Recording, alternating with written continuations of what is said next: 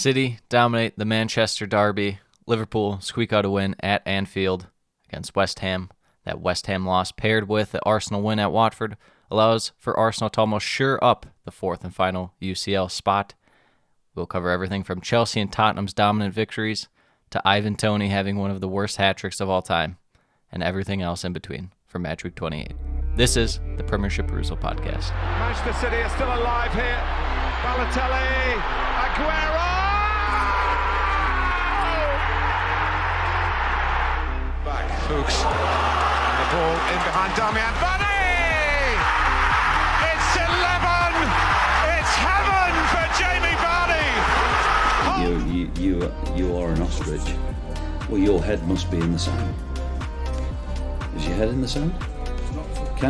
Are you flexible enough to get your head in the sand? Now the fans are shouting every week, Louis van Gaal's army! Louis van Gaal's army! Feet after a fabulous start, the game just got away from you there. I have nothing to say. Nothing to say about the game at all. Drama from day one! This is the league we want to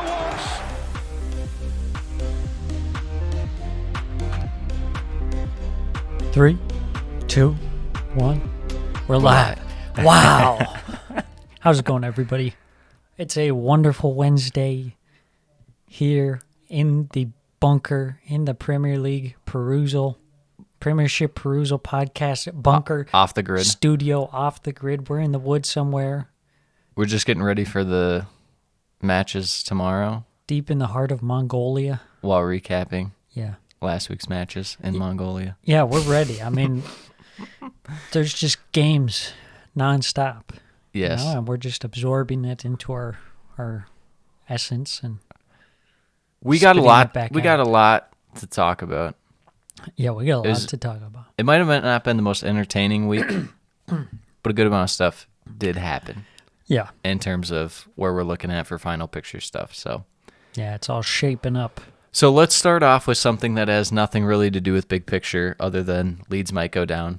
Leicester Leeds. Yeah. To start off, we got Schmeichel, Soyuncu, Amartey, Chowdhury, Thomas.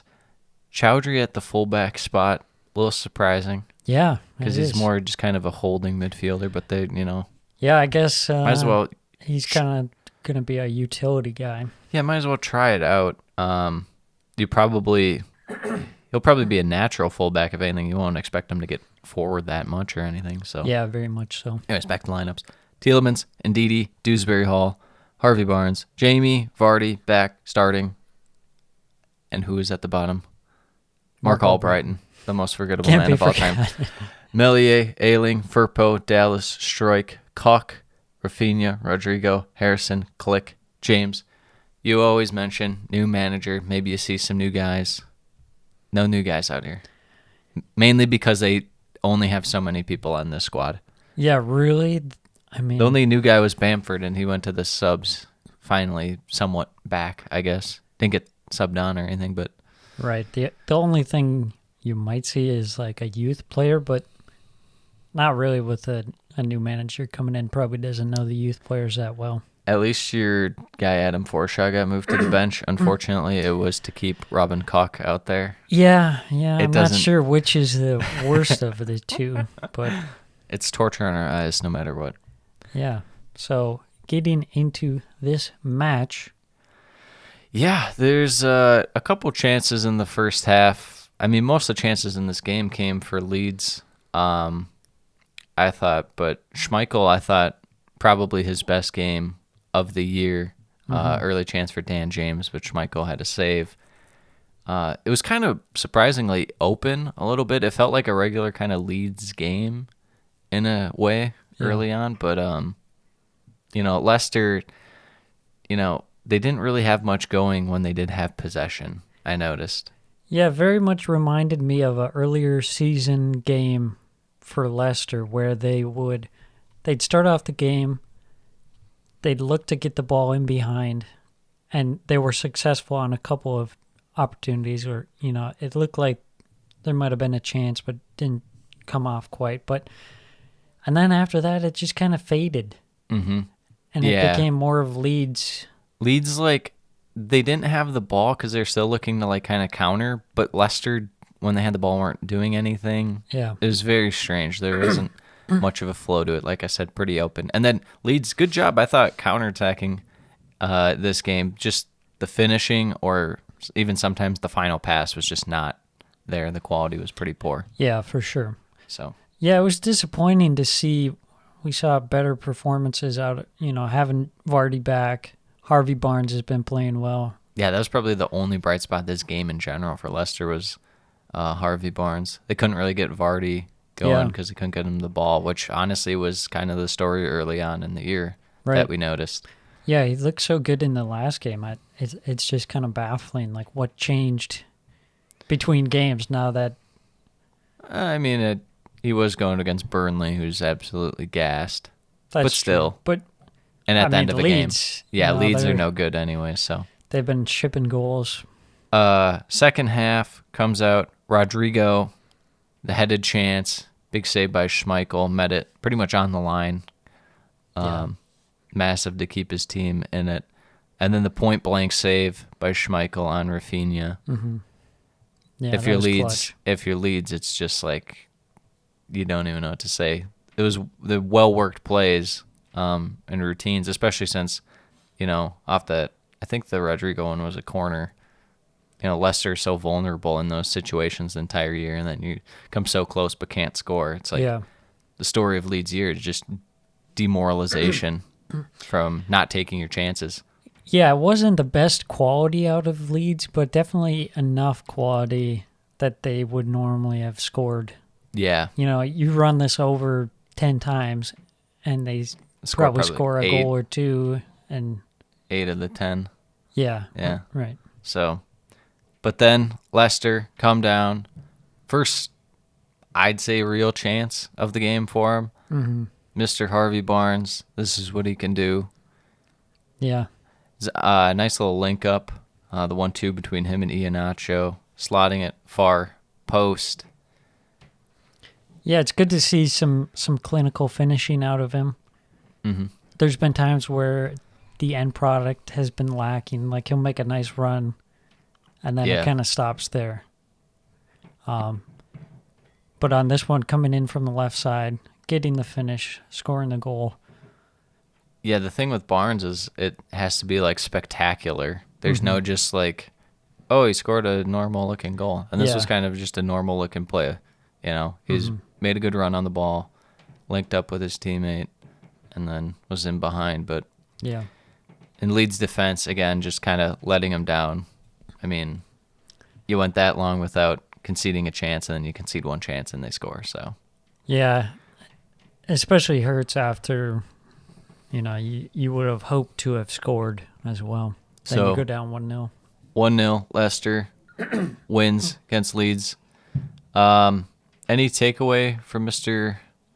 Jesse Marsch? I mean, we kind of talked about it last week. Figured that it would be very similar to Bielsa's attacking style. Just kind of throw it out there. You're going to play fast. You're not going to worry as much about defense, especially since your defense is kind of crappy anyways. Yeah, I didn't see anything in particular that looked much different, but I mean, it's unlikely to see those kinds of changes that fast. But so we'll see going forward if there's some changes he makes either to the lineup or to the tactics. Yeah. So as far as Leicester go, 3 points. Disappointing year. You get a win where you didn't really deserve it, but there's been a lot of times where you probably should have won and you didn't. So yeah, and the big one for this one is that they lose Jamie Vardy again. He's out for 3 to 4 weeks. Yeah. So that sucks. After just getting him back. Yeah, just brought him back. So anyways. To the next match we go. Match. What do we got here?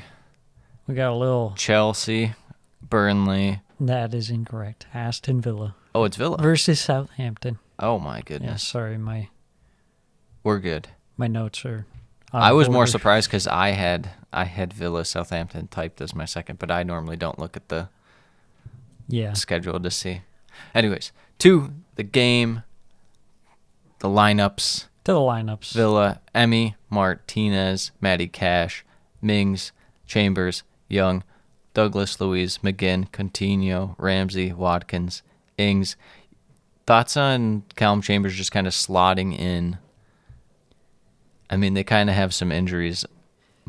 Courtney House, he's kind of a utility defender at times anyways, but Yeah, no it's interesting. Konsa, so Chambers kind of been a real nice pickup for him. Yeah, interesting to see Chambers get in there. I mean, the games he was playing for Arsenal were mostly at right back, but I think center back is his most natural position. A bit surprising that he gets in before House does, but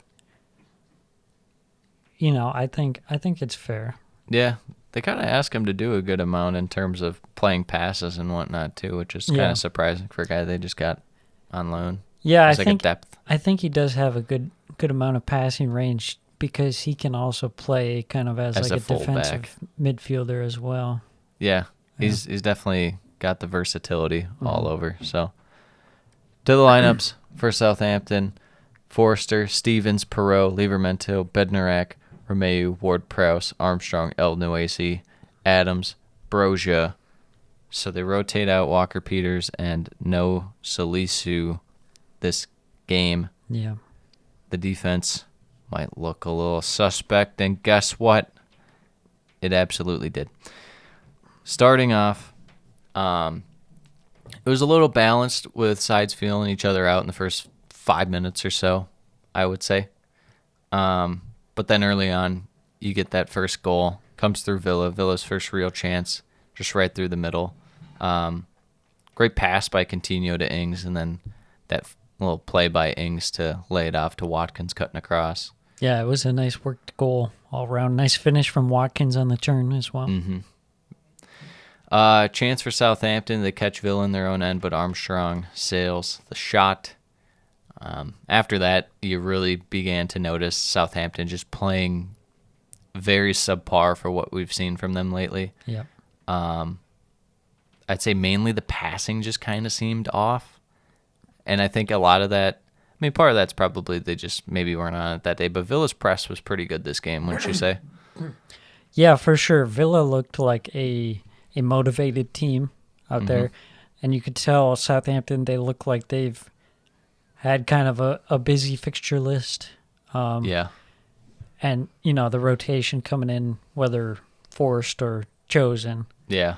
definitely was a drop off in the quality, especially what we've seen so far, kind of in 2022 for Southampton. They've been really good so far this year. But yeah, Villa, this was just one of their performances where they look good and they actually play good too. Mm-hmm. It seems like a lot of times they look good, but then the end result just hasn't been there. Yeah. Yeah, they had a chance, 30th minute Watkins chance saved, and Yeah, big save Forrester. then Coutinho in the 42nd minute has a chance go high. So Villa really putting the pressure on, ramping it up towards the end of the first half. And 44th minute, they get the second goal through Douglas Luiz.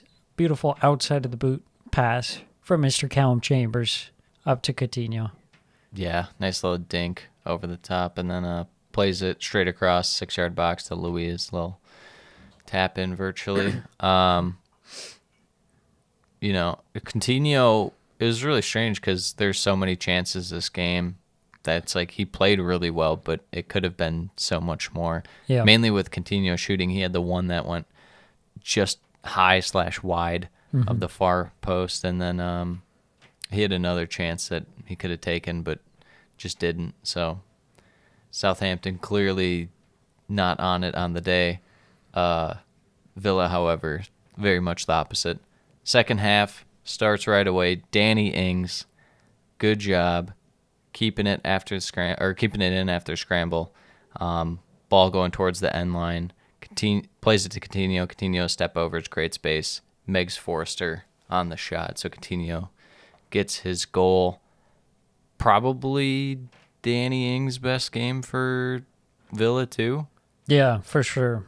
It actually seemed like him and Watkins were actually involved in the game rather than just kind of bystanders. Yeah, involved and gelling, to say the least. They're kind of playing off each other very nice in this one. With that said, Villa had another great chance and a 3-on-2, but Ings shot it right at Fraser Forster. Still well worked in terms of the passing on that one. They get a fourth, Cash up the wing and cut back pass to the middle of the box to Ings, virtually unmarked. And that just kind of showed Southampton's quality on that day. The defense was way closer to the 6-yard box, and then Oriol Romeu and the defensive mid was kind of, closer to the edge of the 18-yard box, and that's just way too much space to leave Danny Ings. So, anything else from this one you want to talk about? I just would say that it was pretty surprising. Yeah, I mean, from a Southampton point of view.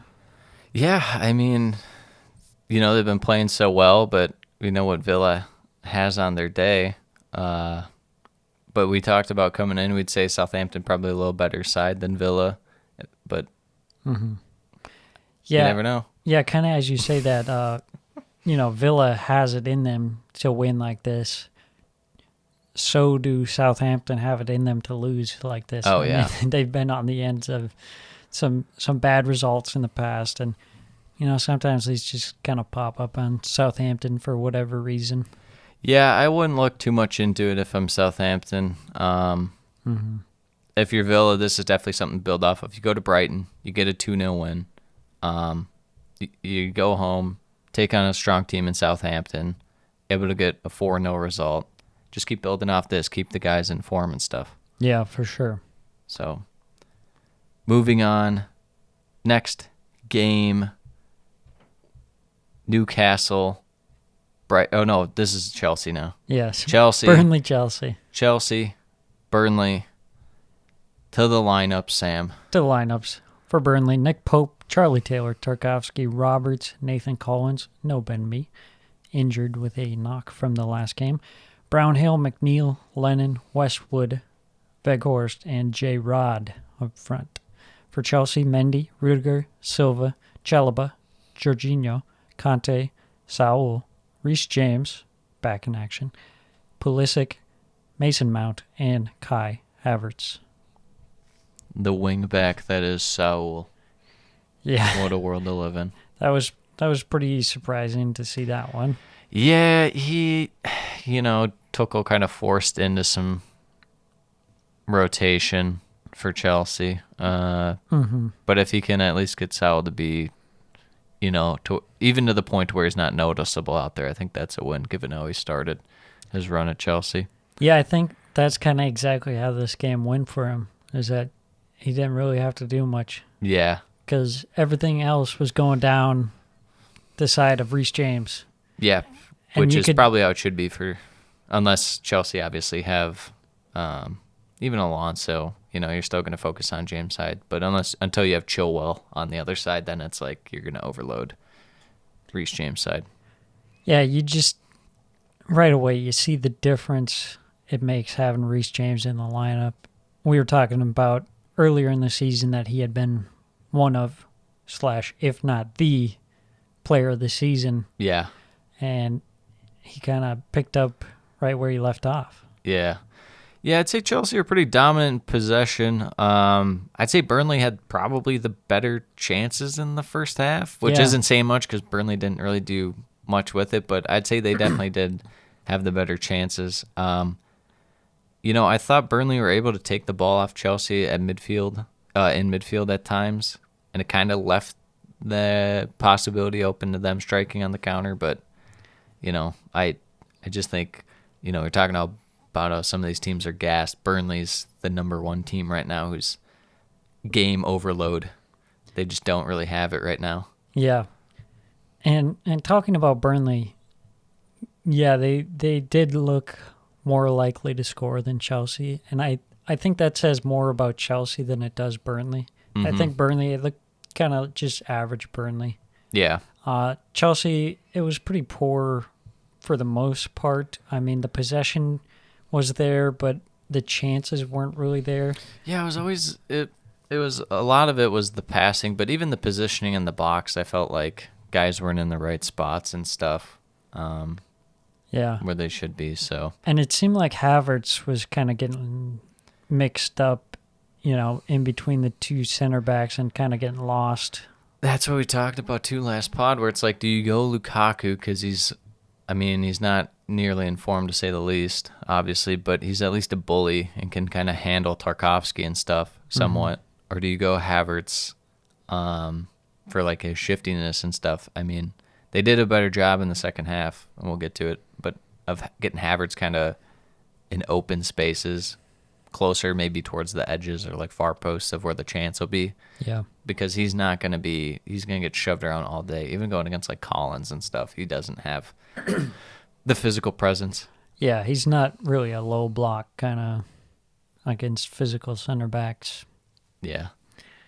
I'd say the best chance for Burnley in the first half, and really the only chance of the game, was McNeil, who had a massive, massive chance, put it high and wide on like an empty net.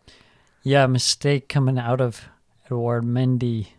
And yeah, that was really disappointing after some decent play out of Burnley, not to get a goal there. Not to mention, like, right before the half, could have completely changed the complexion of the game, but... Yeah, really would have been pretty massive for Burnley, but instead he misses, like you say. Goes into halftime 0-0.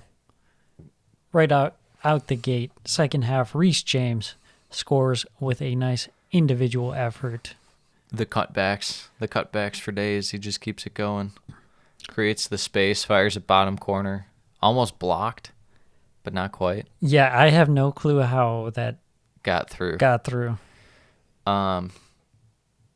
Yeah, I thought that Burnley's defense in the second half was just out of sorts in terms of, it felt like way too aggressive at times, like they're just running at the ball and Chelsea was always going to beat them there, or just trying to, Chelsea's clearly going to take you on and they're going to play it in the space behind you. I just didn't like what they were doing, leaving the space open. Chelsea get a second goal. Kai Havertz header, back post from the American. Christian Pulisic. Nice, well-worked goal. I don't know, and it just felt like Chelsea were really able to work the wide areas too in the second half way more than they did in the first half. Yeah. Third goal, Havertz tap in from Reece James, who squared the ball across. Pretty crap finish, you ask me. Yes, absolutely. Barely trickles in. Yeah, all three goals coming on that right side, like you were saying. It was just get one of the wide playmakers in isolation and then have him swing it in. Fourth goal, back line, just not organized. And Saul from the wide left back position, squaring one for Pulisic. Yeah, and Tarkovsky absolutely with some I don't know where he was. horrific defending. Just a He little was- pass back action. This game to me shows the importance of Ben Mee for Burnley. Yeah. I mean, a lot of people talk about Tarkovsky, but for me, it's Ben Mee. Yeah. Well, he's out here scoring goals against Tottenham, and then when he's not in there, they're getting absolutely trounced by Chelsea. Yeah. Takeaways, yeah, I'd say Ben Mee, first off, for Burnley. Massive. Where are we at with Dwight McNeil? I mean, he's never really an attacking force, but in seasons past, he could at least, have some progressive dribbles and stuff forward and kind of carry it if they needed to every once in a while, but he, has done nothing. Yeah, this season for sure has been a disappointment in terms of Dwight McNeil. We had some, I wouldn't say high expectations, Yeah. but we had expectations. Yeah. I Few think goals, few that's fair to assists. say. Especially on a Burnley team that lacks That creative engine, that creative output. especially from midfield. Yep. So, yeah, definitely disappointing. Whether that's really comes down to him, yes, partially, but I think partially Burnley have also been really bad this season. Yeah, I mean, they just don't really have it midfield. I'd say their best midfielder this year, and it's come from this stretch lately, has been probably Brownhill. And that's like, they're still rocking guys like Jack Cork and stuff, and it's like I don't care much for that. I would say that Burnley too, and obviously they have to rotate their squad given how many games they have. If it's not Cornet and Weghorst out there, I'm giving them like a 2% chance to score a goal. Both those guys got to be out there. Yeah, for sure. And that's what I was going to just touch on. One last point about McNeil is that the first half of the season, you had a very much underperforming Chris Wood, and then just kind of like a mystery second striker. Sometimes Cornet, but a lot of Jay times Rodriguez, Vidra. Jay Rodriguez or Vidra or, Ashley Barnes for the final 10 minutes or so. But, yeah, disappointing for Burnley after a pretty decent first half.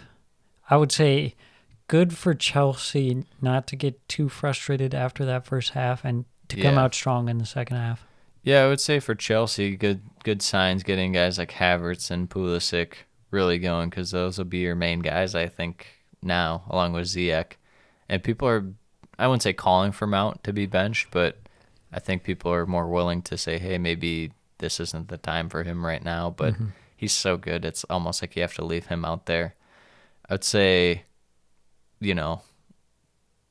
with Mount, he's just so good. Like I'm saying, you almost have to leave him out there, don't you think? Yeah, I think so. I think he's one of those guys you let work through their problems. Yeah. We were talking about Jamie Vardy coming back and then getting injured again. Reece James, same thing. Yeah, Reece James out again. Probably end of year. Yeah, that's what they're saying. That's a massive disappointment. You could just see the quality that he brings to this team. And, I mean, he's a wingback, but he's probably the most creative player on Chelsea at the moment. Yeah, it's hard to argue. So that'll be disappointing for them going forward in the league, Champions League. Yeah, just seeing out the season, it's hard to say the year from hell for Chelsea, but given how things were lined up and where they're at now, it's kind of been a mini version of that, to say the least. Next game, hopefully I don't get this one wrong. I think it's Brighton, Newcastle. Yep, Newcastle versus Brighton, the Dan Burn Derby. Oof. There's only one side that could be victorious in the Dan Burn Derby, and it's the side that has Dan Burn. Yeah, that's true. To the lineups. For Newcastle, Dubravka.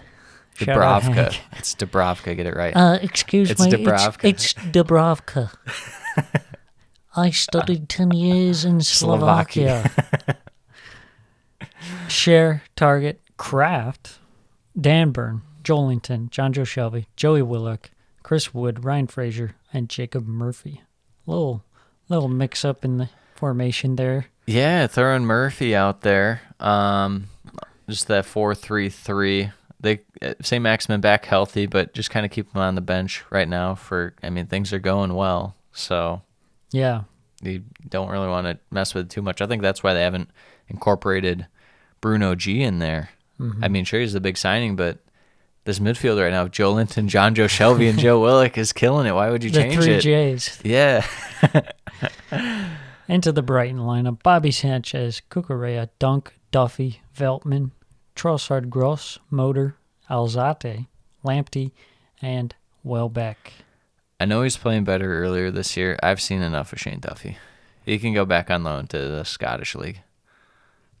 It's tough because I know they don't have anyone, they don't have but another center back in that. Maybe you should have thought about that. I think he's okay. No, not right now. I think he's good enough, but now when you're trying to fight Robert Sanchez out here. Well, yeah. I think Brighton's main problem is that they can't score a goal. That is true, and this showed in this game. Yeah. Big save early from Sanchez. Duffy had a chance as well, went wide. Brighton able to kind of possess for that first 10 minutes. And then Newcastle out of nowhere, counterattack. who was it? Murphy? No, it was Wood with the pass to Murphy, who hit the post, and then Frazier with the rebound. We talked about how good Ryan Frazier's been. That's right, Scrappy Doo. He's just absolutely killing it out here. Doesn't matter. Tapping off the post doesn't matter. That's a goal. Goal's a goal. Scrappy Doo. Come Absolutely. on, let's go. He's 4 feet tall. He's Scottish. He's angry. He's not angry anymore. He's getting playing time. And there's old manager Eddie Howe. Yeah, Eddie Howe really was the key to unlocking Ryan Frazier. Second goal for Newcastle shortly after. Free kick whipped in by Frazier. Fabian Schär at the front post. Cucurella doesn't fully go for it, and Danny Welbeck's marking was just honestly shit. And that just left Schär for a wide open header. Yeah, it was a great header. It really was. Got to be said. And like you were saying, yeah, it was a good start, 10 minutes for Brighton, and then they just get hit with the back-to-back goals, and that kind of just knocks all the wind out of your sails. Then Brighton had to go super conservative just to ensure that the game wouldn't be open. So they're just slowing it down and kind of holding the ball, and they're going forward, but only making sure that it's, unless it's perfect, then they'll play it back. And that's the Brighton we hate to see, but when you're down 2-0 inside 14, 15 minutes, it's you're almost forced to play that way. Yeah, and it was interesting to see Newcastle. I expected a bit more possession out of Newcastle, especially at home, but they were more content to defend than you would have thought. But I suppose up 2-0 doesn't really matter that much. Yeah, Newcastle has been able to hold possession when they're in the lead and stuff, but, that's typically against these teams that, they can hold possession even when they're going for it, and Newcastle sit back. But we know Brighton are generally going to like to hold the ball, which was the case in this game, as you're saying. Brighton able to put Newcastle in vulnerable spots at times, but just, and this is the point we're talking about, there's just no one there to ever take it. Occasionally there would be, but there'd be a last-ditch effort by Newcastle to block it, but Yeah. the attack for Brighton just not very good. Highlight of this game for me, Dan Burn, almost revenge game header before half. And then Newcastle had another chance right after that as the ensuing goal kick. Lewis Dunk slipped in his own box. You remember that? Yeah. Yeah, that was great. Second half, Brighton get their goal. Dunk scoring off the header. Pretty good routine, honestly, from Brighton. I can't fault Newcastle's defense too much, especially when I think it was Wood marking Lewis Dunk, so, yeah. But, it's was Newcastle's defense playing well or Brighton playing poor? I mean, you almost have to say the latter. Brighton's attack was just not on it in this one. Yeah, I agree 100%. It's disappointing. We see different players come in for Brighton, whether it be McAllister or Trossard or Alzate in this game, but it doesn't really seem to matter all that much. The one player I think who's looked good has been Lamptey, who was playing like a second striker in this game. Yeah. And that was pretty interesting. Yeah, he was really far forward. And I feel like you probably get the most out of him that way. But I don't know. They've really been struggling. This is their fourth loss in a row. They've scored one goal out of those 4 games. Not good. Graham Potter needs to figure something out. I don't know whether it be a change in formation. We know that's mainly lack of quality in the team, and Graham Potter's done a good job of getting as much as you can out of the team. I think they might just have to simplify their game even more than they are. They're still trying to go with those intricate passes, trying to get through and cut it back. And then even if that does work, the 3 times a game that it'll work, it's Alex McAllister's not taking the chance or, stuff like that. So Yeah. there's only so much you can do. You're this late into the year, so you're not going to overhaul that much. But Yeah, I wouldn't be surprised if there's maybe a formation change along the way. I don't know if they maybe try and have, it's hard to say because they like that back four, and especially with their limited defensive options, they can't really go to back three unless they just want to go Veltman as one of the center backs. Then you have Lamptey and Cucurella, and it can morph into a back five. But other than that, I mean, a lot of it just comes down to Maupay and the strikers taking their chances. And even when they are playing the back three with the two wing backs, they never. It just doesn't seem to work with the rest of their personnel. Like, they have the fullbacks, but then they try and play a possession game, and those two fullbacks have nowhere to go, really. So just get kind of wasted. Yeah, there's too much. It's just too clogged on the wide areas if they're doing that. Yeah. So, but yeah, I mean, it's worth a chance just to try something different, I think. But, otherwise you just got to keep chugging along and hoping for the best. Who they play next? Or who they got coming up here? Maybe just like a gimme game. Go to the Google tab. Liverpool and then Tottenham and Norwich. Maybe Norwich. Yeah, I mean, they got a pretty tough schedule coming up here. Liverpool, few Tottenham games. Norwich, Arsenal, Tottenham, Southampton, Wolves, United, Leeds, West Ham. Wow, you got like two winnable games out and of some drawables maybe if you play at your best, which you're not. So they're probably losses. Yeah. Might be a tough end of the year for Brighton. Losses in there. But anyways, moving on to the next game of the week. The match of the week. It's Norwich versus Brentford. Into the lineups for Norwich: Tim Krul, Byram, Gibson, Hanley, Williams, Billy Gilmore, Norman, Rashica, McLean, Josh Sargent, and Timo Pukki. For Brentford, we have Araya, Ayer, Henry, Pinnock, Jansen, Norgard, Canos, and Mbumo, Christian Eriksen, Janelt, and Ivan Toney. Yeah, I would say with this one, you might think it's kind of a normal formation for Brentford, but they did kind of load up the midfield more. Had Mbumo dropped back. Yeah, they're so listening to me. Yeah. That's what I said. Go away from the 4-4-2. Yeah, you definitely need some help out there. And then even Eriksen out there should definitely help as well. Yeah, that's a massive boost just to have Eriksen in there. Mm-hmm. Just the quality he possesses. It'll at least give you the ability to hold the ball in midfield, you'd think. Mm-hmm. So, starting off this game, early chance for Rashica, but he can't get the finish right. Great chance about a minute in. Yeah. For Norwich. And then Gilmore had one too. Yeah, Gilmore with a chance. Josh Sargent has a chance. Lots of chances early on for Norwich. And yeah, they're just playing a lot faster early in the game, to say the least, than Brentford, I thought. Yeah, absolutely. Norwich looked pretty good. 31st minute, Canos nearly scores from the long throw. Nice save by Krul.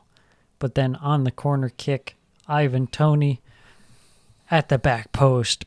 Beautiful flick on from Ayer at the near post. Oh, yeah. You gotta say, Perfection. just to completely throw off everyone on defense. Toney there to benefit from the tap in. And then we have one of the wholesome moments of the season as Eriksen brings down Brandon Williams, who is initially very upset, and then he notices that it's Eriksen and gives him a hug. Yeah. And the whole world says, "Oh." Yeah, I would say, we talked last week about Brentford. I mean, we've been talking about it for a while, but their attacking struggles. And we're like, well, how are you going to score goals? Well, you're just going to rely on long throw-ins and your set-piece routines? And that is precisely what they did. They finally are able to capitalize on, what they do best. They haven't been in those positions nearly as much lately. In this game, they're able to, I'd say, get in a few more times, but not as much as they were early in the year. But they're still able to take advantage, go in the half with a 1-0 lead. Right, and that goal stemmed from that long throw-in that Yep. went out for a corner. I mean, it doesn't matter if you necessarily score from your long throws, but you might get a corner and you might score out of that. It's all statistics at that point. Yeah. But they go into half up 1-0. Disappointing for Norwich not to get a goal after some pretty good chances early on in the first half.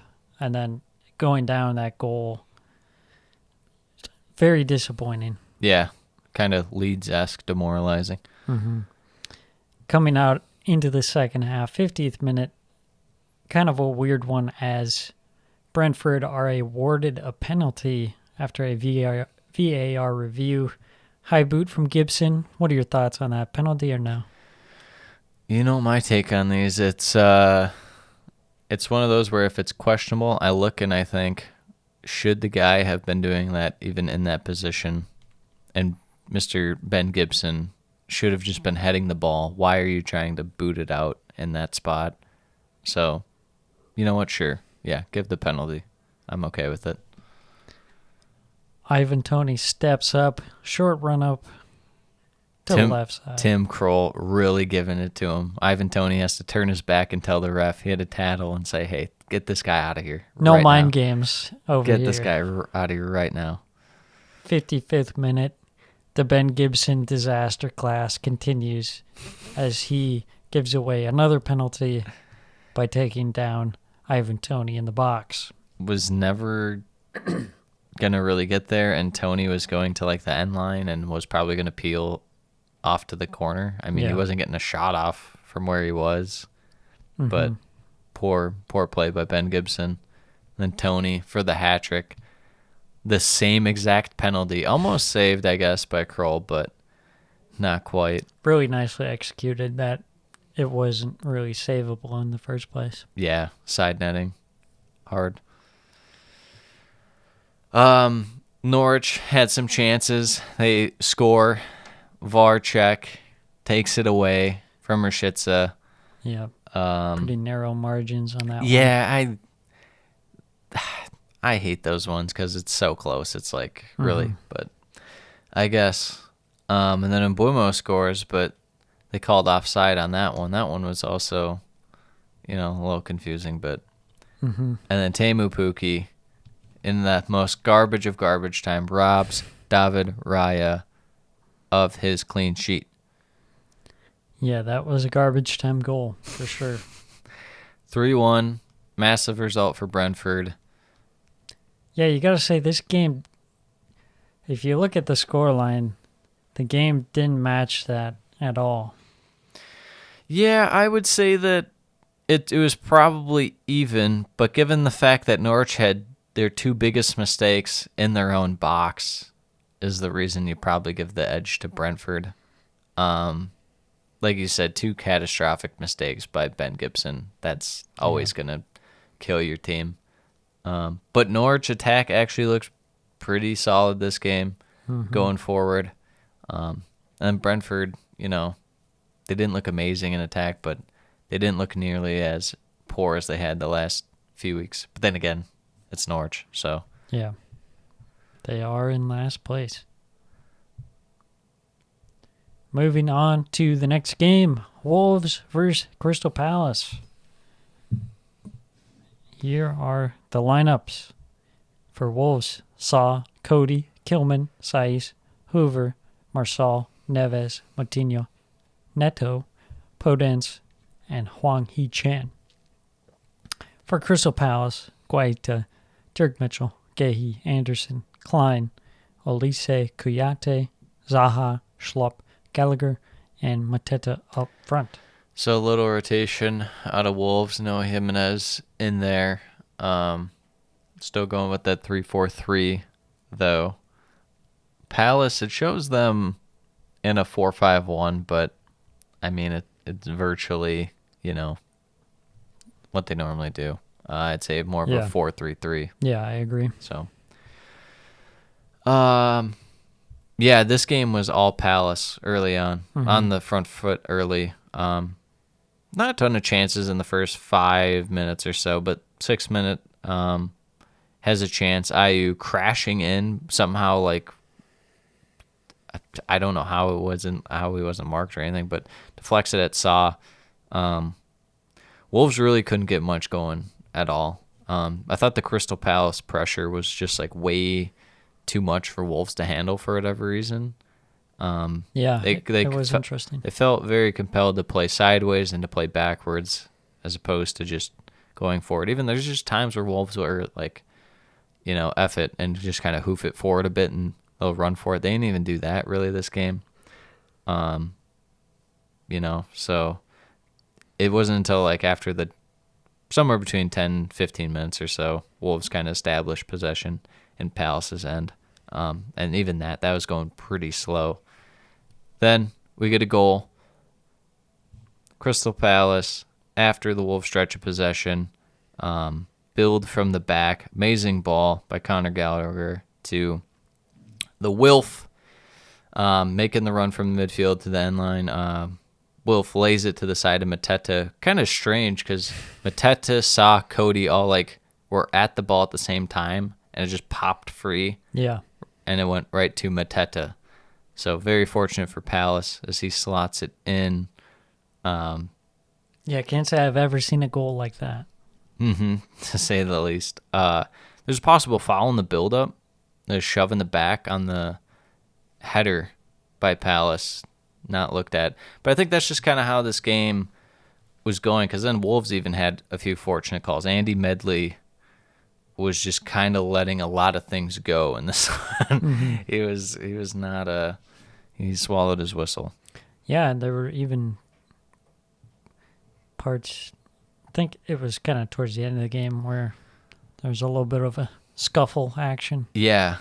It was definitely a physical game. Not to mention Palace can just agitate you because Wilf is the wind-up merchant himself. That he is. Palace continued pile up pressure for a good while, about midway through the first half, and then eventually get a second goal. Kilman takes out Schlupp, who had a very nice run, splitting two Wolves players to get into the box. Like I said, Kilman took him out, knew it right away. Wilf redeems himself after that horrible pen at Norwich. So good for him. Continues with the best season of his career, you'd have to say. And great start for Palace, up 2-0 in the first half on the road to Wolves. Mm-hmm. Hard to get much better than that. Yes. Not many chances to close out the first half. Elise had one. It was saved by Saw, but second half opened with referee microphone issues yet again. What is going on? How does this happen? You love to see it. I'll be quite frank. The second half was very boring. Yeah. There was not much that happened.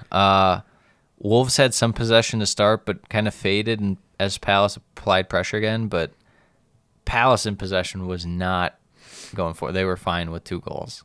Yeah, and you can't blame them. Yeah, and then, Wolves kind of trying to get stuff going forward, but they're going so slow. It's very Brighton-esque, I thought, in terms of how conservative and slow they're playing at times. I mean, I don't think anyone for Wolves looked good besides maybe Neves and Moutinho for stretches, but even that, they weren't good the entire game. Yeah, they did look quite poor. I don't know. They just couldn't get it going this game for whatever reason. I mean, not having Jimenez up there is a big miss. Yeah, I mean, you can get away with Podence kind of being that Jimenez role, I think, in terms of being the playmaker who drops back. But I just think, and Neto's just coming back from injury. I'm sure he'll be good to go once he can. But it's that if they have Trincao or Fabio Silva out there, typically that's where it kind of loses me with Wolves. And honestly, lately you could probably throw Mr. Hwang Hee-chan in that mix. I know he scored against Arsenal, but he just right now it's not going for him. Yeah. I think you might have to find a way to rotate him out. Best chance for Wolves falls for some guy named Chiquinho that I did not know existed at all. Yeah, they just got him in the winter window. I Yeah. think from a Greek team or something. Is it the Swiss team, that guy? I don't remember. Maybe. I don't know. But he From got some random team. Got stuffed by Guaita. Ends 2-0. Amazing clean sheet for Palace.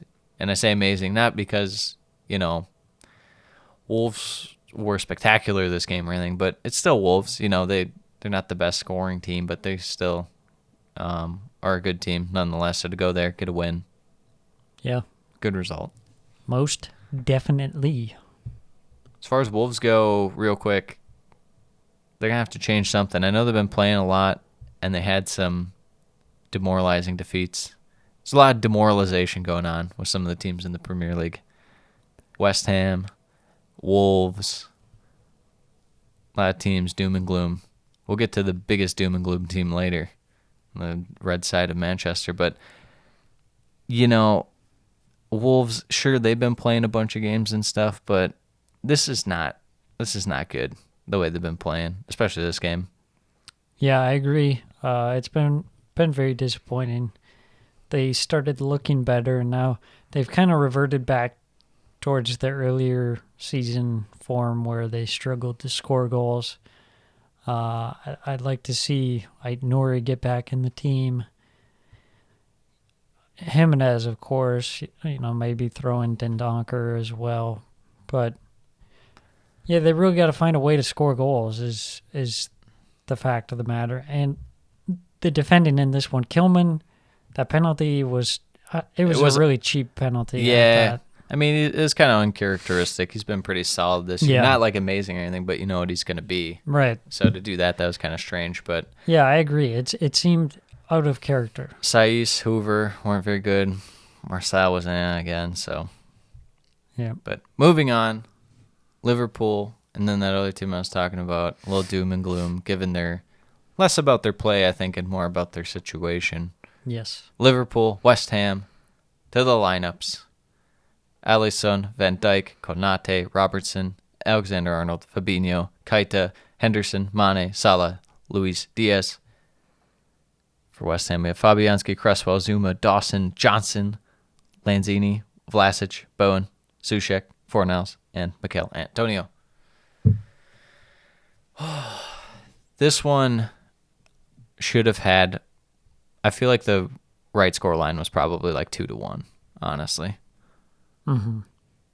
But it ends up 1-0. Yeah, chance right away, first minute. Mo Salah gets in behind.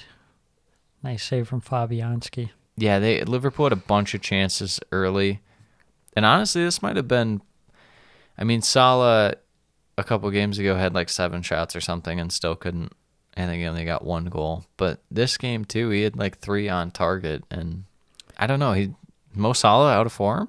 Yeah, Mo Salah? It seems like Not the world beater?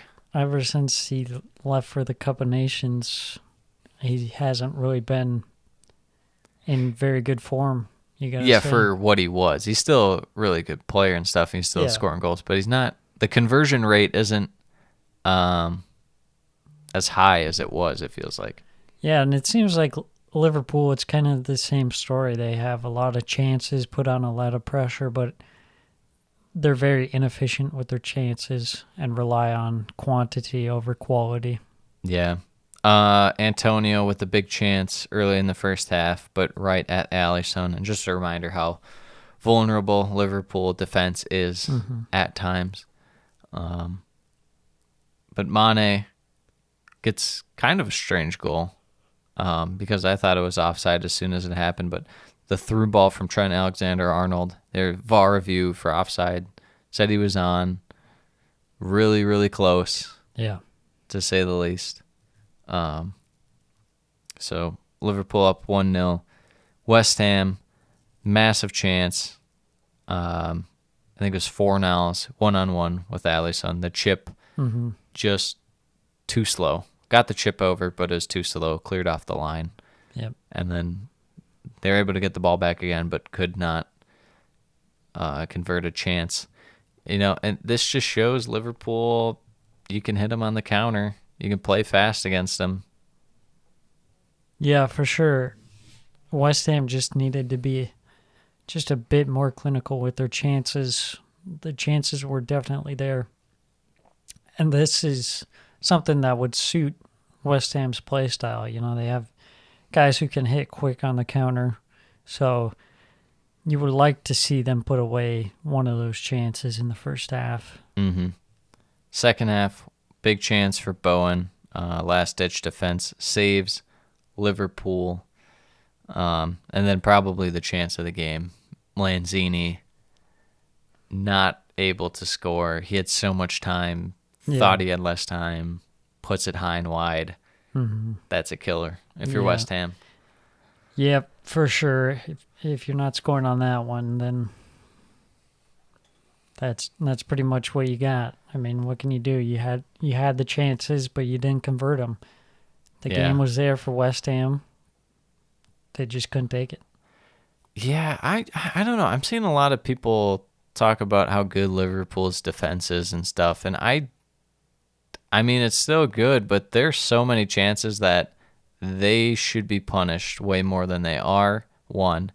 And two, if you're not taking this into account, they have one of the, for sure, probably like 5 best keepers, if not top 3, if not even just the best keeper in the world to bail them out. So it's so confusing that people say this stuff. There's, you know, just because you give up the chances and the teams don't take it doesn't mean that, you know, yeah. Yeah, it doesn't mean your defense is good. Yeah, exactly. Yeah. I mean, I don't know. Yeah, And people, especially lately, have been praising like Matip a lot, saying that he's like virtually on par with, you know, some of the best defenders in the Premier League. Don't get me wrong, Matip's been good at times the last couple of years, but I mean, there's times this year where he's just got his head like completely up his butt. Mm-hmm.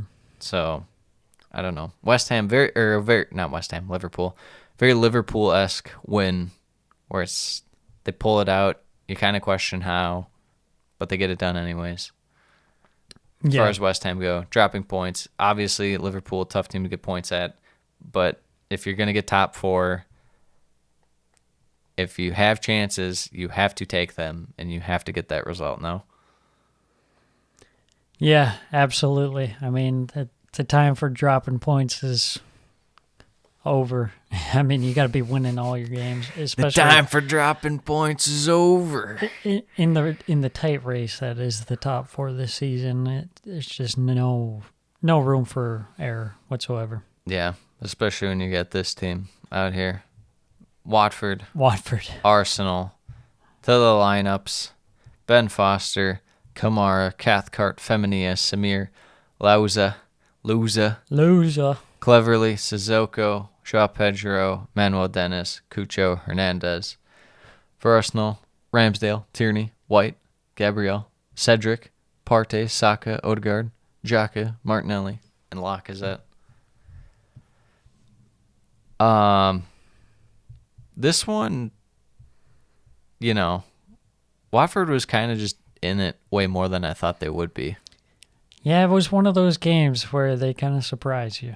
Yeah, it's unfortunate they wasted it against Arsenal, which they didn't have a chance to win. Yeah, They scored in the first 20 seconds, but Manuel Dennis offside. And then Arsenal with some possession, able to get a goal out of that possession.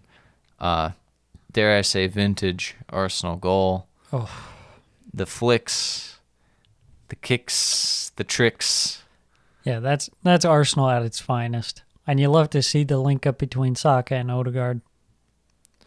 Was fantastic, but was it as fantastic as Cucho Hernandez hitting a bike out of absolutely nowhere? No, because that was amazing. Yeah, I mean, it wasn't even Arsenal's defense was bad. I mean, they gave them, you know, like marginal space, but that was just class. yeah. What can you say? I mean, I don't think anyone would expect that out of Cucho Hernandez, but Props. I don't think he even expected it. Yeah, I mean, Watford just able to get forward throughout the first half, I thought, but Watford also leaving space for Arsenal when Arsenal had possession, wouldn't you say? Yeah. Watford were definitely looking to draw free kicks around Arsenal's box, I would say. That's for sure. They got that a little easy. Watford, big chance, 25th minute, massive save by Ramsdale. Arsenal respond, going down, getting a goal. Arsenal just passing in the runs this game, just fantastic. But, Watford, like I said, leaving that space, and just a season-long issue of like being too slow when, I guess, decision-making in general, but if it's clearing or building out from the back, Tom Cleves caught on the ball for way too long on that. Mm-hmm. Nice play by Lacazette to lay it off for Saka, but... Yeah, very nice finish there, too, from Saka. And Arsenal just kind of in control in the first half. What was your take on the first half? Yeah, it seemed like even though Watford scored, there was still a lot of game left to be played after that. And it still seemed like Arsenal were in control of the game. And you expected them to score again, which they ended up doing. I mean, I wouldn't say it was, Arsenal's best performance by far, but it was I good think this enough. game said more about Watford than Arsenal. Yeah. Watford came out and played really well. Mm-hmm. But even Arsenal, I wouldn't say played bad. I wouldn't say they played good. I'd say they played meh. Yeah. Maybe like a C- kind of game from them. It wasn't anything amazing. Outside of the goals, obviously, were world class, but Yeah, it was just one of those games where you have to kind of grind it out. yeah, the possession just wasn't really resulting in a ton, and it felt kind of like it should have resulted more, but, Yeah. What can you do? Sometimes it just doesn't work out. your guy, Martinelli, another amazing goal.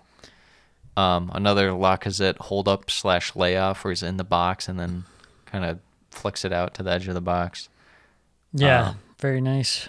Great finish from Martinelli. Lacazette showing his value in the team still. And Watford get a second goal just before the end of the game, just to make it interesting. Mr. Sissoko, Hank's he's hot guy, now. Musa Sissoko. He's so hot, dude. He's on fire. Yeah. Look at him. Look at him in that picture. Yeah, he's strong. He's very strong. Yeah, 3-2. Arsenal's defense, I'd say, wasn't at the best. Yeah, Ben White should have cleared that one for sure. Yeah.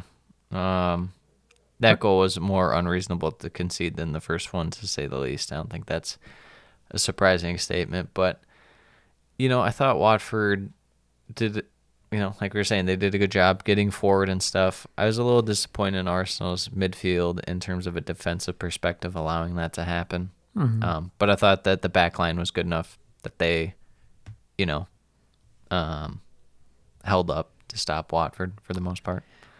Yeah, Although Ramsdale had to make a decent amount of saves, not that much. I think he had like 4 or so. Yeah, and I thought Ramsdale, it wasn't his best game.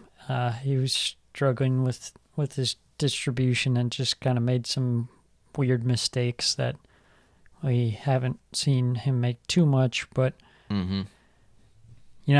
they get through it, get the 3 points.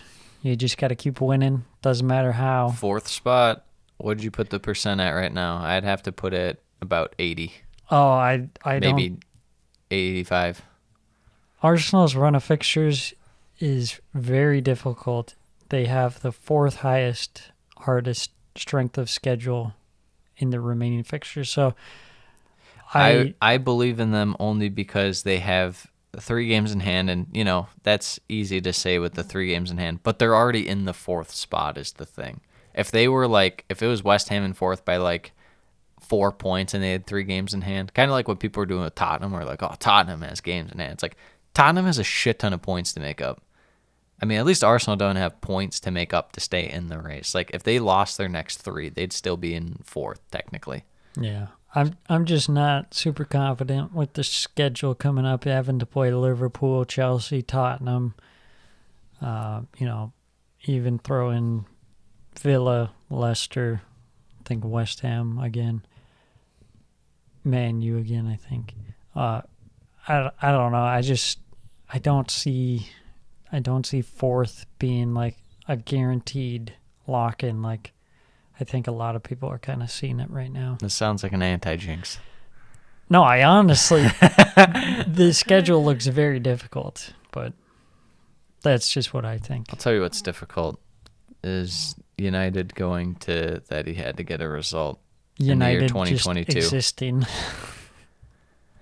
To the lineup, Sam. To the lineups: Man City, Ederson, Walker, Stones, Laporte, Cancelo, Rodri, De Bruyne, Silva, Grealish, Mahrez, and Foden. Very attacking lineup there. Yes. For United, David De Gea, Lindelof, Maguire, Telles, Wan-Bissaka, Pogba, Fred, Sancho, Alanga, McTominay, and Bruno Fernandes. Kind of a whole slew of guys missing for Manchester United, including Ronaldo, Varane, Shaw. I think Varane was COVID, right? Yeah, I think Varane and Shaw were COVID. And then Ronaldo just dropped. Ronaldo had a hip injury. Yeah. So, whatever that means. Yeah, this one starts off City just all over him from the start. Able to get a goal in the first 5 minutes. Work it up the wing. Threaded pass finds De Bruyne open in the middle of the box. 1-0. Not too surprising. That City would go with an attacking lineup, I think. Because you can get away with the defense you have against United, or you would think. Yeah, especially how poor United's defense slash attack has been. Yeah, you feel like you can really pour it on them, especially in, defense, and then you kind of just take your chance with their attack. But I would say one thing that really caught me off guard about this game was Jack Grealish actually played pretty well. I thought he was actually very involved. I would say he's probably, and I mean, it's kind of saying a lot given how well City played this game. I'd say he's probably like their third best guy. I think De Bruyne, obviously, number one. I'd probably put Silva, two. And I'd say Grealish, probably like their third best guy. He looked really good going forward. And I mean, not everyone on City looked amazing this game. I thought Foden didn't really take his chances to the best of his abilities. Mahrez obviously stayed hot with 2 goals, but Yeah. it was one of those games where Rodri doesn't have to do a ton. The back line in general doesn't have to do much. And I mean, without Diaz now for, I think, like a month or so. That sounds right. I think it's like 3 to 4 weeks. Yeah, I think so. He's going to be out, so, hopefully more Nathan Ake for Sam. But, man, you respond. They had a chance through Fred, wasn't able to take it, and it's like, oh boy, here we go. And then Man City in this one kind of just took what was given them too, which honestly was a lot of space, but they still felt kind of conservative when they were up 1-0 and up 2-1 in this game. I thought that they really didn't put their foot to the gas that much, especially for having an attacking lineup. But United get a goal on the counterattack. They're able to break City's press, a lot of one-touch passes, and it makes you wonder, where was this chemistry and this style of play from this team the whole year? Yeah, absolutely. You got the Jadon Sancho revenge game coming out. Yeah, just one-touch passes and perfect long balls and stuff. It's like, what the heck? And then Sancho with the nice finish. Yeah, it's there. Sometimes it's very deep inside, hidden, but it's there. Sancho's been playing better. I was very surprised they dropped him for that Watford game. Foden hitting the bar off a header, kind of strange, just kind of far out. And then the goal. The memes ensue as Maguire leaves the ball for De Bruyne. But, I mean, that whole play, just like on the wing where the center back has to rush out to help Wan-Bissaka and stuff because he's caught off. Yeah. And then the shot at De Gea. Sometimes goalkeeping, you just have to do what you got to do to save it. You're a stopper more so than you got to parry it to the side. But I don't know what was going through Maguire's head. Just revolving door, just leaving it as if someone was going to run up and boot it, Yeah. or De Gea was going to run out and get it or something. I don't know. Yeah, Maguire, Tough scene. it's been a rough go. Both teams had some chances in the first half. Sancho skied his and City not able to take theirs. Second half was a lot of Man City holding the ball, as you all know. Yeah, they had like 92% possession. Yeah, to that 8% graphic, that over 5 15 minutes or something. Yeah, that 15-minute stretch, 92% to 8% speaks about the whole second half. They're able to just hold it. Like I said, very conservative, up 2-1. They weren't going to let them get beat. Third goal kind of came out of nowhere. Mahrez near the edge of the box with his strike. Been so good for City this year. Gosh, I mean, it's hard to say because he has so many goals in the Champions League too. For them to say that he's like a their highest scoring guy, but it kind of feels that way. And then Mahrez again at the end scores from Gundogan, make it 4-1. Game over. Do you have anything to say? Is there anything to say about United? Yeah, I think that's really the story. I mean, coming into this one, it's like this has got to be like the most kind of lackluster Manchester derby. Yeah. You know, just before the game even started, you look at it on the schedule and you're like, I'm not even excited for this because United just suck Yeah. and City are that good. Yep. And it's disappointing because, you know, every fan out there wants to see the best quality and, you know, United at their best for a long time. That was something to watch. Mm-hmm. And they're just kind of like a shell of what they used to be, honestly.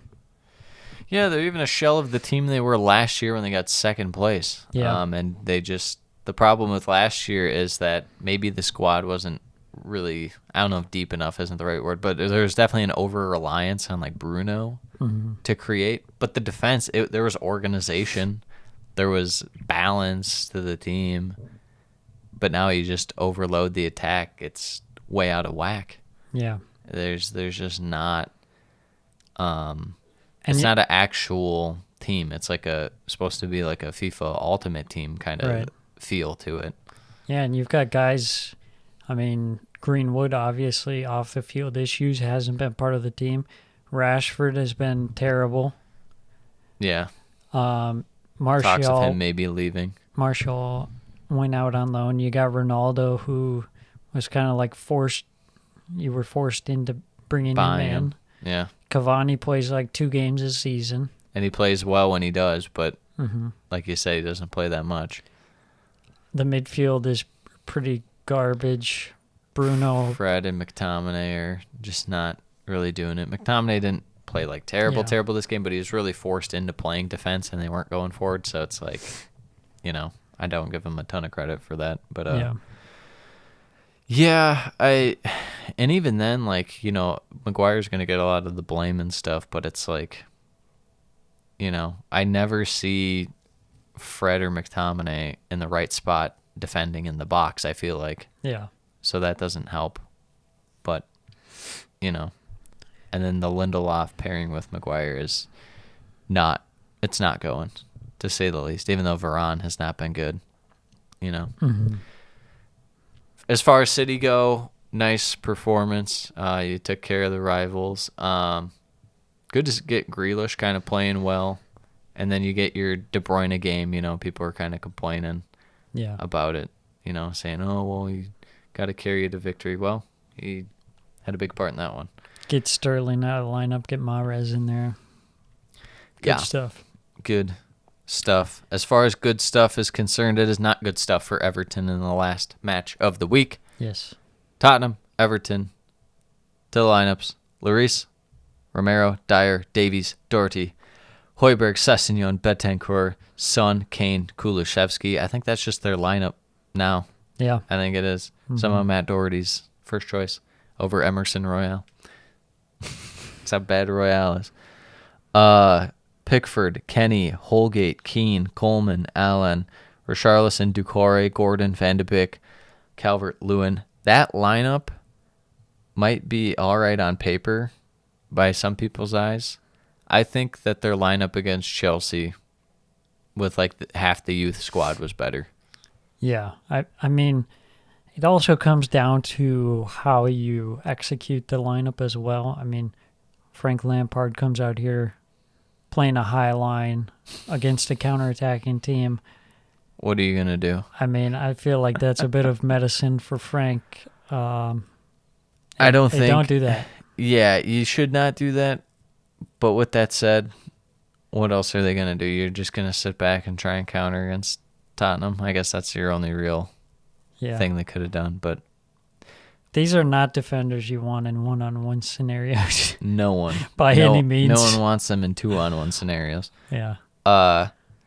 Everton looked all right for 5 to 10 minutes. They were holding possession.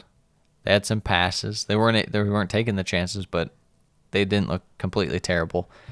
My next note is there's space all over the pitch for both sides, especially for Tottenham. Mm-hmm. And then I have Tottenham looking to counterattack. And then I have goal. Goal for Tottenham. Utilize the space up the wing as Sessegnon is played behind and squares it for Kane. But it was actually no own goal. Michael Keane. Squares it up for Kane, but it's Keane. It's Keane. Oh, my gosh. Michael Keane. He thought he was Harry Kane for a second. He did. He had the wrong kid on. Another goal right after. Nice passing sequence to pull Everton out and get Son one-on-one with Pickford. Which, I don't know, it shouldn't have been saved, but kind of not the best keeping by Pickford on that one. Everton linking up nicely at times, but then no longer after going down 2-0. They couldn't complete passes if their life depended on it. Big chance for Tottenham on 27, as Everton doesn't have a semblance of a back line, and Son is through on goal. Not able to convert. Son just, he had that little stretch where we thought he might break out of it. Now I think he's just back to, at least as far as scoring. He's still doing stuff in attack, but scoring is, I don't know, hit or miss lately. Yeah.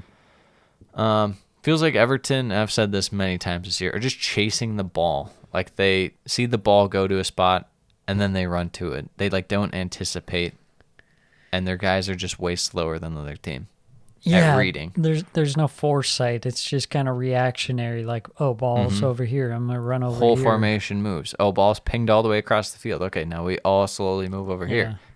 Just not good. Goal, Kane behind because the back line is at midfield for some reason, and scores in a one-on-one. There's almost fight before half. I have that noted. I didn't take note of who it was, but I saw there's almost fight. Second half, right out of the gates. You don't think it can get worse, but it does. Kulusevski, nice played ball. But it was going like 2 miles per hour, and somehow Everton defenders were just falling down, not able to intercept or anything. A couple Tottenham players even kind of let it go by. Reguilon, back post, scores. 4-0. Son with a chance. Branthwaite with the block. Kulusevski just toying with Everton defenders this game and midfielders. How good has he been? Yeah, he's just stepped up to be that kind of the third key guy piece that Tottenham were looking for, that we were kind of talking about. They just need that one guy to kind of unlock Son and Kane and maybe take a little bit of the load off of them too. Mm-hmm. And he just fits the system perfectly. Yeah, he's been so good because he's so versatile in terms of generally he's a wide player, but they're using him a little more in the central area of the field. So he's kind of able to play off Kane and Son, yet he can bounce around defensively. Mm-hmm. Super, super good player. But you know what? Antonio Conte still stands by. They got worse in the winter window by losing Dele Alli for this guy. The Dele Alli derby. Who has 3 goals and 3 assists in 5 games. Dyer hit the post. And then the 5th, Doherty drops a dime over Everton defense to Kane. Holgate played him on. And then just didn't really go after him and let it him take the shot, and he scored. Oh, and my last note is Dele Alli returns. Was a mix from the fans. Some boos, some cheers. Not much to say about this game.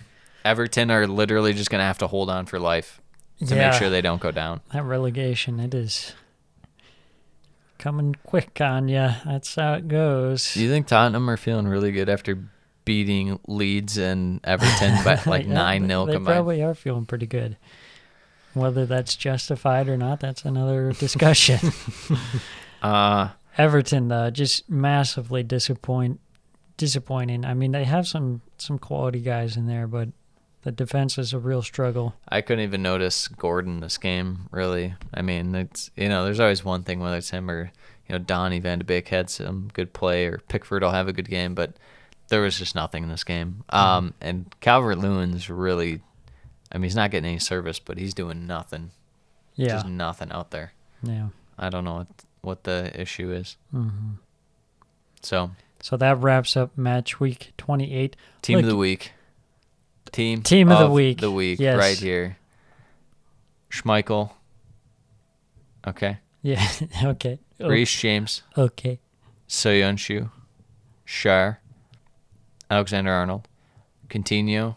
Odegaard. De Bruyne. Kulusevski. Ings. And I'll give you a choice because Arsenal played Watford. You want to go Cucho or you want to go with Kamara? I was leaning towards Cucho for the bike, and he had technically the assist on the Sissoko goal.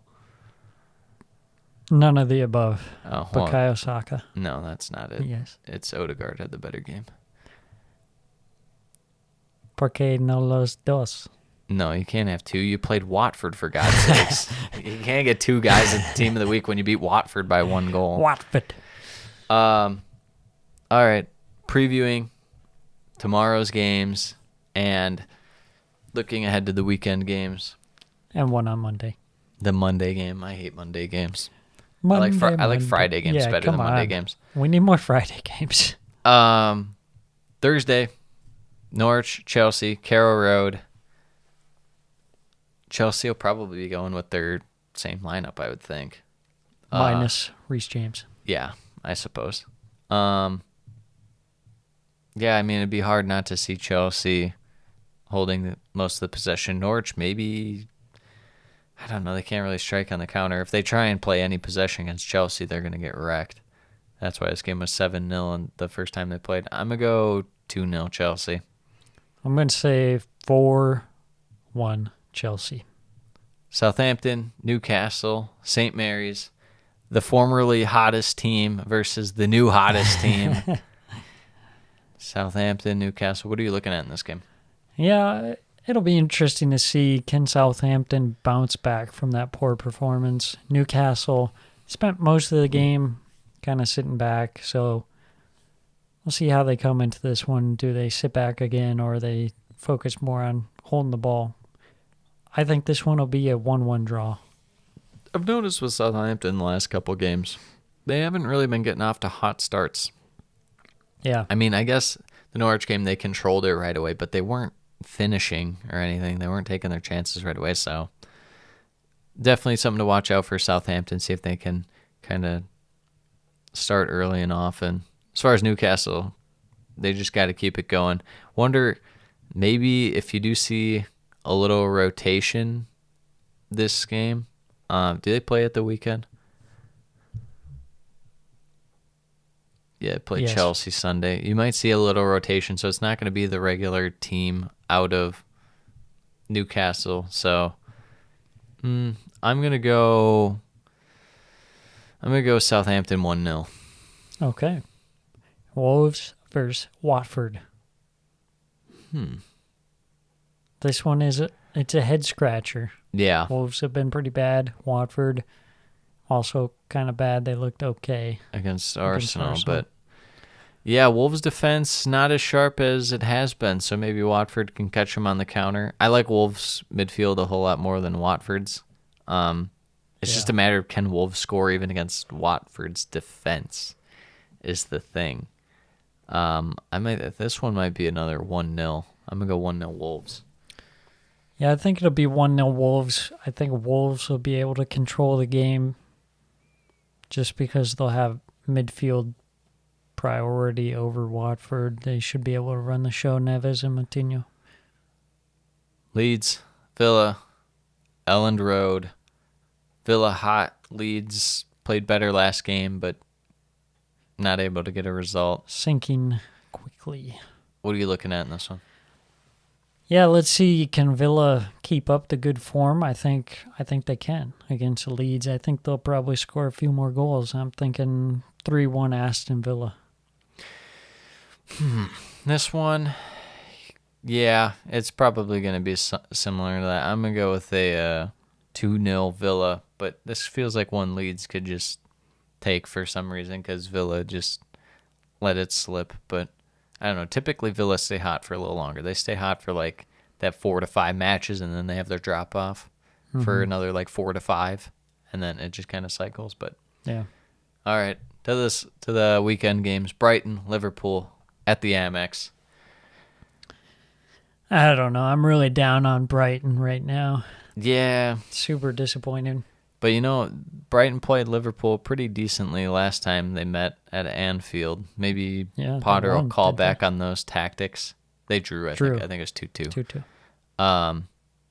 Maybe he'll draw back on those tactics because it's slightly different from what he did or what they normally do. I just don't see it with Brighton right now. So I'm going to go 3-1 Liverpool. 3-0, sorry. I'm going to say 2-0 Liverpool. I think it'll be probably a pretty similar performance where they just dominate and put on a lot of pressure. Brighton, I think there is going to be the chance for a counterattack goal, maybe through Lamptey or Danny Welbeck, but I'm just really not confident in them scoring any goals. Brentford, Burnley, Brentford Community Stadium. Is this where Brentford get hot again? I don't know. That last performance was not really too much to go off it of. was smoke and mirrors a bit. Perhaps just the fact of getting the 3 points could be a morale booster. Going up against Burnley, they've been playing a lot of games, so Yeah, I mean, I think that Eriksen is going to provide a lot to that midfield going absolutely. forward. Especially when you're going against a team like Burnley that lacks a lot of midfield presence. I'm going to go with a Brentford 2-1 victory. I'm going to say 0-0. That feels like it might be right. Man U, Tottenham, Old Trafford. Can Tottenham keep the clean sheet streak / scoring like 4 or 5 goals a game alive as they take on Man U? Clean sheet, there's a good chance. 5 goals, probably not, but hey, it's happened before. What do you think Ranieri's thinking about with this Tottenham matchup? I don't know. Do you think he is? I don't know how teams just don't go in and they tell Tottenham to like hold the ball. Right. You just have to. I don't know what Ranieri does, to be honest. He's the puppet I don't master. see much difference between the team now versus when they were under Ole. Except they just seem all kind of more upset and angry and depressed. You're dreaming, or whatever he said in that one video. What is it? I want Rice Kunde Holland. You're dreaming. You're dreaming. Yeah. No, I think that. I mean, I feel like the best player in this game might be Kulishevsky. And for that reason, I think I have to go Tottenham 2-1. Maybe 3-2. I'm gonna say 2-1. I'm gonna say Tottenham 3-0. Wow. You have that much faith in Tottenham's defense? I can't give them a clean I sheet. just have more faith in United being absolutely trash. Sunday, Chelsea, Newcastle, Stamford Bridge. This should be a good one. I mean, Yeah. depending on The rotation, if Newcastle rotates against Southampton, or if they rotate this game, yeah. or if Chelsea will probably rotate against Norwich and then play their main guys this game, I would figure. Yeah, there's an argument to be made that Newcastle should rotate for the Chelsea game instead because the Southampton game's more winnable. Yeah. I think it should be an interesting game nonetheless. Yeah, I mean, Newcastle's defense been pretty decent lately, and Chelsea sometimes really press to create goal creating opportunities. So, I wouldn't be shocked if Newcastle won this, but I think Chelsea's attack might just be, or defense will be enough to hold for at least a draw. But I think that they're going to sneak out a 1-0 win against Newcastle. I'm going to say 2-1 Chelsea. Everton, Wolves, Goodison, everyone's favorite team, Everton, are back in action against Wolves. This one, if Wolves can't get a goal in this one. Yeah, then the alarm bells are ringing quite loudly. Yeah. I like Wolves' defense to have this as like a rebound game. But then again, you'll probably get like a Richarlison goal out of nowhere or something. Yeah, I feel like this is. I don't know. I feel a Everton win. I don't feel a Wolves winning earlier in the week and then winning against Everton the way they've been playing. I have to pick a win in this one though, so 2-0 Wolves. I'm gonna say 2-1 Everton. Leeds, Norwich, Elland Road. This one, a 6-pointer. It could be Norwich have like a 1% chance of staying up, but it's really like 0. If they stole this would at least give them a lifeline, yeah? No. No, that's right. We already buried them. Yeah, they're dead. Leeds must win in this one. Yeah, absolutely.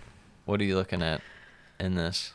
Just try and exploit Norwich, building out of the back, press them, make them turn the ball over, and then capitalize on the chances. I mean, it's easier said than done, but yeah, we got to see the main part's some capitalizing chances. Wonder if you think Bamford gets in this I game? was just thinking the same thing. I wonder if Bamford gets in.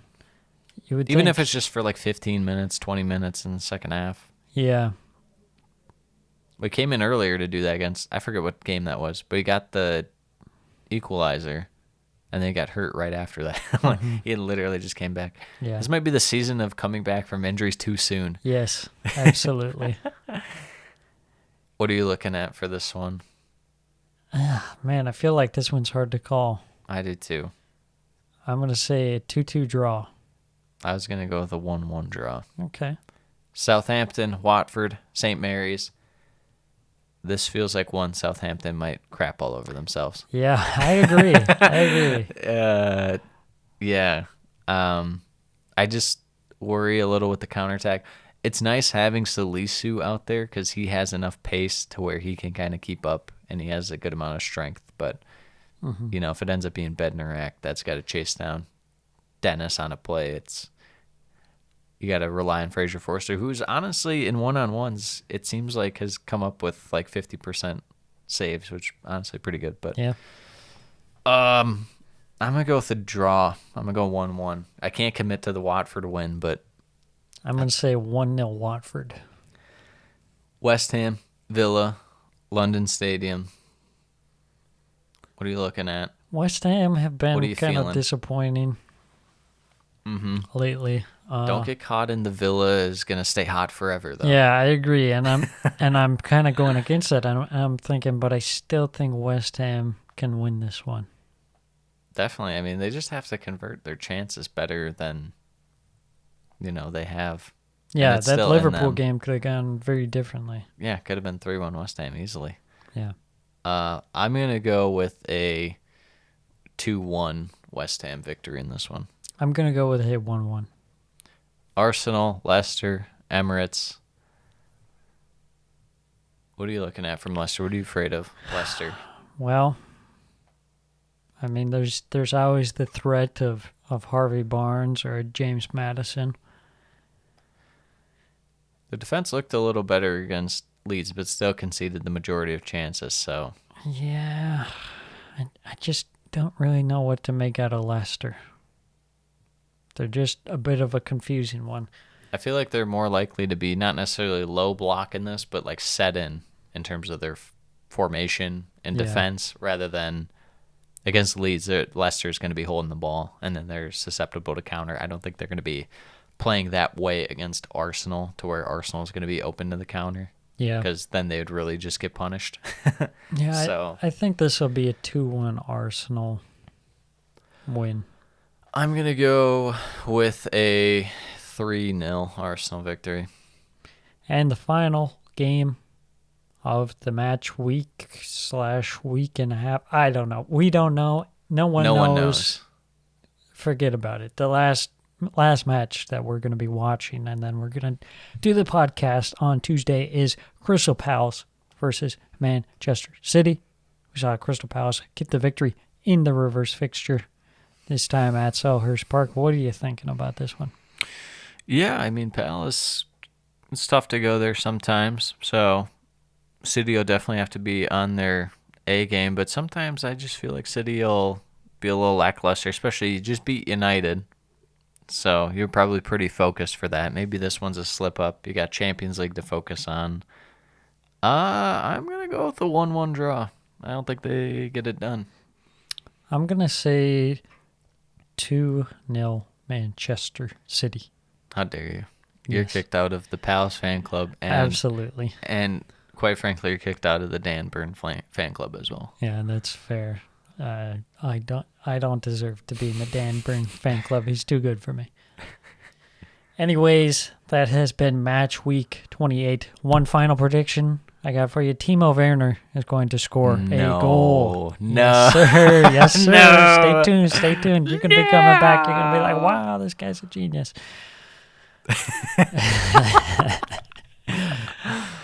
And with that, Adios. we'll mis catch you amigos. next week. Next Tuesday will be the next recorded episode, out Tuesday evening. Until then. Once again, thank you for listening.